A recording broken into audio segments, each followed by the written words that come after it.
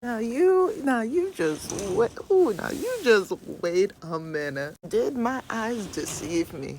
On this morning, the sky is blue in Bangkok, and have I just seen the consequences of somebody's actions? We don't mourn the wicked. R.I.T. Rest in tariffs, my boy. Charlie Kirk is dead. Now, upon seeing this news, oh my God, so much is happening on the other side of the world when you go to sleep. So, Charlie Kirk is dead.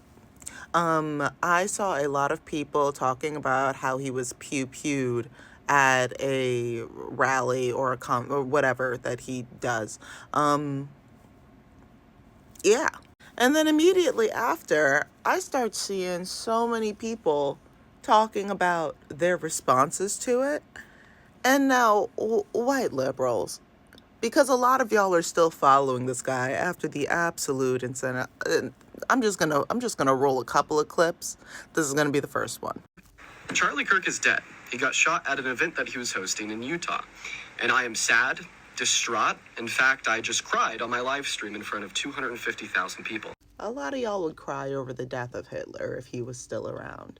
You would host parades in the street, weeping, mourning, and beating your chest if a slave owner was, I'm not even going to say passed away. If a slave owner received the violence that that it brought into the world and then died because of it, the level of prayers that would be raised from the street would be astronomical from these kinds of people. Now, for those of you who don't know who, because it's not just him. Once again, this is not just a him thing, but this person, Dean, what's his name? Winters.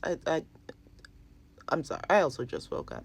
But Dean is a very popular white liberal who has gone viral multiple times.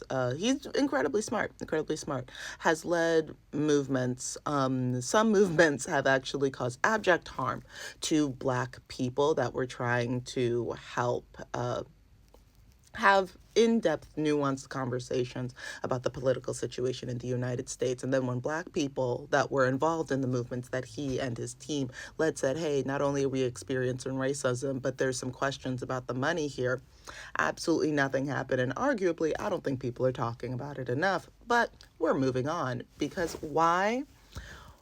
Why are people sad? Yeah, somebody died. Somebody who died and was shot and died because they got shot, but somebody who died because they got shot has also gone on record multiple times saying things like this. But I think it's worth it. I think it's worth to have a cost of, unfortunately, some gun deaths every single year so that we can have the Second Amendment to protect our other God-given rights. That is a prudent deal. So he did it. Yay! Why are people sad that he got exactly what he wanted? Sure, he probably didn't think that he would be one of the numbers that he was manifesting in that, but oh well. It was okay if it was other people. It was okay if it was Black and brown people. It was okay if it was queer people. It was okay if it was people that were of indigenous and / Palestinian descent, because that's not a real place, according to him. It was okay if it was women who were subservient in the home and left their schools because women are not supposed to be educated. So they were just, happened to get rattled around a little bit by the man that was supposed to provide and protect for them. It's okay if it was the quote unquote hypothetical 10-year-old girl who, well, actually, okay, that would have been a little bit. Basically, I was about to say, also, just mine. I'm still waking up. But do y'all remember when he said that, like, if there was a 10-year-old girl who was raped and then had to give birth because of it? And then as the person was saying that hypothetical, he goes, oh, I have a daughter. And she goes, so if that happened to your daughter, you would be okay with her giving birth to that child? And he goes, oh, yeah, absolutely. Mind you, not to his kid, but that happened. That happens, plural. But once again, Hypotheticals. There are a lot, especially of white people, regardless of their conservative or liberal. A lot of y'all, this is a call-in, this is a call-in. I know you heard the Just Don't Leave Yet. Y'all are okay with a lot of hypotheticals as long as they don't become reality to you. That's why you saw all of those farmers in, I don't know, somewhere Alabama talking about, oh my gosh, but our farms, because they thought that what Homeboy was saying about all these tariffs was a hypothetical. That all of these things that were going to affect people were not going to affect them. And now look at us. Now look at where we are. It's also why on the other side, you have a lot of white liberals that are out here weeping on the internet because a Nazi died. Now, I also understand that I think that his wife and kids were also like around when he came to his end, and it will now be looking up at us for the rest of his time. And the only people that I feel bad for are the children. Those are the only people that I feel bad for. One, I mean, at this point, they might know that their dad was a villain, but also the babies don't need to be seeing people get turned into Swiss cheese like that. Anybody. That's going to cause an awful lot of trauma. Yeah, that's those are the only people that I feel bad for. His wife knew who she married. His wife knew who he was, and she was okay with that. And she was okay with the I keep getting this in my brain. And she was okay with the violence that he was perpetrating against people, against communities that she was a part of, because he was not here for the safety and protection of women. He was a loud, vocal, raging misogynist. And she was okay with that. Gun deaths are and have been for a while the leading killer of kids and teenagers in the United States. And he was okay with that. He was okay with that as long as some big burly white booga still had the right to bear his incredibly shrimpy arms.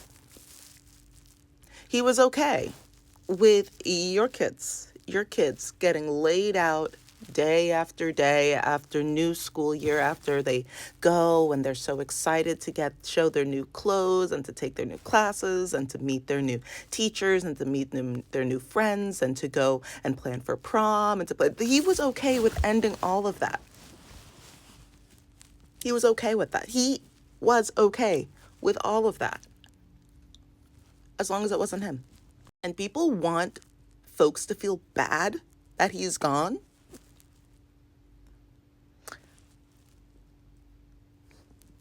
Are people also going to cry when Trump passes? Like, is that also going to be a thing that I need to prepare for? People wailing because the orange tomato got stepped on? Or orange, I don't know, Captain Buttface. Is that also something that I need to be preparing for?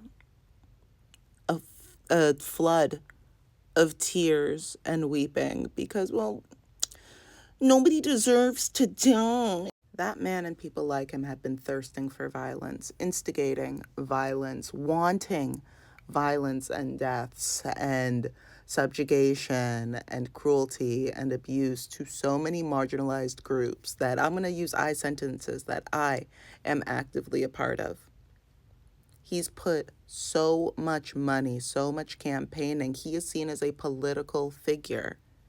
And the politics that he has been pushing for have been to subjugate, harm, in a very personal way, people that look like me, people that care for people like me. And you want me to care that he's gone? I'm it's gonna take me a lifetime to find it. And then when I find it, I'ma drop it. I'ma lose it right on over again. All I want for these kinds of people are that they receive the harm that they have been rallying for and legislating against marginalized people. That's it. That's it. The thing that they thought would never happen to them and would only happen to those people over there, that should happen to them. That's all. Those are my thoughts, but my name is just Shayna. Who am I?